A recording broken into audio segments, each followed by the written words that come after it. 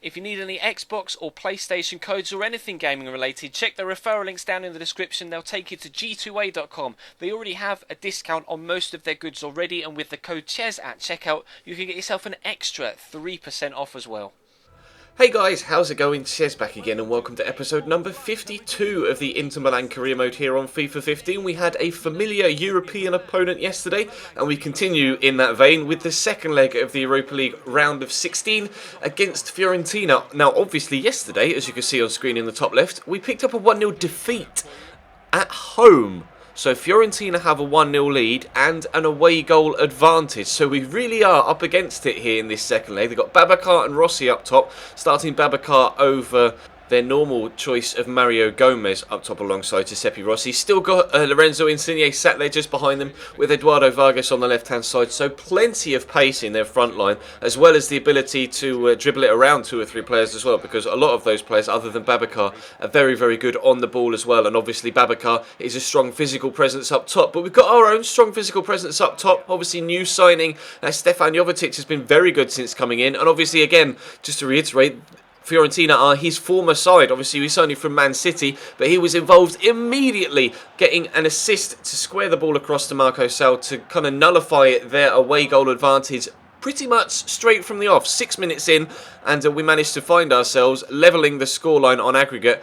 But then we pick up a penalty. Stefan Jovetic went down. It looked soft immediately, or initially from that angle. Stefan Savic was the man to take him down. Another former Manchester City player. But you'll see from the replay, watch where Savic's left leg is. As he jumps up, he kicks him in the head. Yes. Definite penalty, as you could tell from that replay. Jovetic went down. He's going to dust himself off, take the penalty himself against his former side, like we've mentioned. Scores it into the top left-hand corner and doesn't feel like he needs to apologise or do the, I'm not going to celebrate against my former team. He's just put us up 2-0 on the night, 2-1 on aggregate with 2 away goals as well. He's definitely celebrating that. There was no way I was going to do the apology celebration. I really was delighted to have been able to get ourselves back in front in the tie and on aggregate in such an early stage in the first half, and we continue to be on top. They had a chance there through Babacar, I think it was, shot from the edge of the box, but it was a comfortable save. Taider slots it into Stefan Jovetic here, skips past the challenge. He's already scored 1 and picked himself up an assist. Almost gets an assist there, but then gets himself a second goal instead. Sissoko's shot well saved by Nato, who, to be fair, in the first leg made an immeasurable amount of incredible saves to keep us out. We definitely deserved to score this many goals in the last game, but we weren't able to get a fourth here just before half-time as Marco Sal's brilliant run was brought to a close by a decent block by their defenders. And then second half they push forward, trying to get themselves back into it. Obviously, they're going to have to win the tie outright on goal difference now or on aggregate, because obviously we scored more away goals than they have. It's now 3-1 on the night, 3-2 on aggregate, but they need to make it 3-3 on the night, because if they make it 3-2, we'll go through on away goals. So they continue to come at me, as you would expect, considering they needed goals, and I continue to be a little bit more defensive, trying to play on the counter, because obviously I don't need to go out of my way to score another goal and leave myself with plenty of space at the back for them to exploit. But they drew a good save out of Bernd Leno there. Badays with a very good header that needed to be tipped over by the goalkeeper, but then we did catch them on the counter-attack. You see, it's almost 3v3 at the back here. Lucas Romero cuts inside. Good shot, well saved by Nato, though, and we weren't able to trouble them for a fourth goal, but it didn't matter. We do get 3-1 on the night, 3-2 on aggregate, and we are into the quarterfinals of the Europa League. Obviously, we beat Fiorentina in the final last year to win the trophy, and we've beaten them on the way to the final this year to hopefully retain that title. But we'll have to wait and see what happens in the next round. We actually get drawn. I think I play the first leg of the next round after this Roma game. But quite an important game between the 2 European ties.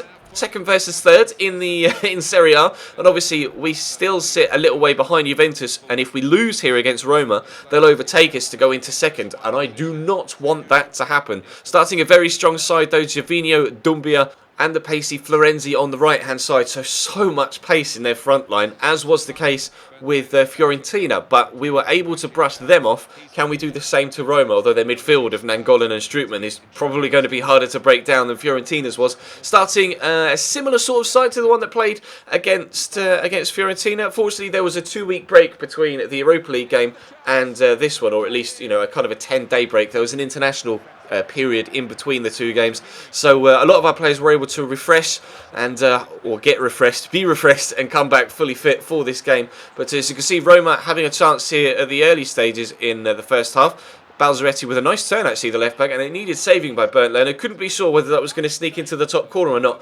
And Leno really has upped his performance levels the past few games, and I've been really, really impressed. He's back to the keeper he was when we signed him, and back playing in a manner that made me want to sign him in the first place. But Moussa Sissoko catches them kind of off guard at the back, and we're able to get ourselves a 1-0 lead. But Roma are going to come back at me as quickly as they possibly could. Givinho into Strootman across to De Rossi. They're trying to stretch my backline, but we seem to be okay defensively when it comes to just the amount of men we've got back there. There was a solid back four, and again though we had to rely on Bernd Leno to make a very, very good save. But Sissoko to Dybala, quickly through to the goalkeeper, but a terrible mistake from Silerson, and we're able to capitalise on it to make it 2-0. You'll see from the replay, he comes out for it, doesn't kind of catch it as he slides in. It hits him in the chest, bounces off his defender, so he tries to clear it, and he kicks it against the defender's legs, which just makes it loop up in the air. Moussa Sissoko is extremely powerful, and he's going to rise and win the header, and that makes it 2-0. And then he's involved again here, slotting in Dybala. I thought about having the shot on his right foot, didn't really feel comfortable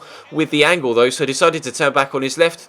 In the end, good decision, Ches. Made it 3-0 in the 82nd minute, and obviously they were throwing plenty of bodies forward, and we were obviously always going to catch them on the counter-attack at least once before the end of the game, and we did so again. Obviously, similar circumstances, Dybala turning inside onto his left foot, comfortable finesse finish, and that's 4-0. Not necessarily the sort of result that we deserved from a game like that, because Roma were very, very difficult to play against, and we did have to rely on Bernd Leno to make a couple of top saves, but when they start to push men forward, we have the pace on the counter-attack to really cause teams problems, and we pick up 3 points for our Serie A title push. And so we head into the next game on, well, good form. 7 goals scored so far in the opening 2 games. Can we continue in that vein to beat Galatasaray now in the quarterfinals of the Europa League? We're playing at home first, similar to how we were against Fiorentina. Obviously, we've already mentioned, we picked up a 1-0 defeat from that game. And unfortunately, as you can tell from the starting lineup, a few rotation players in there because this game came shortly after the Roma one. And I'm hoping for a good performance. But Galatasaray are actually a very strong side. We've played them numerous times throughout FIFA 15, throughout the variety of different series we've done so far this year.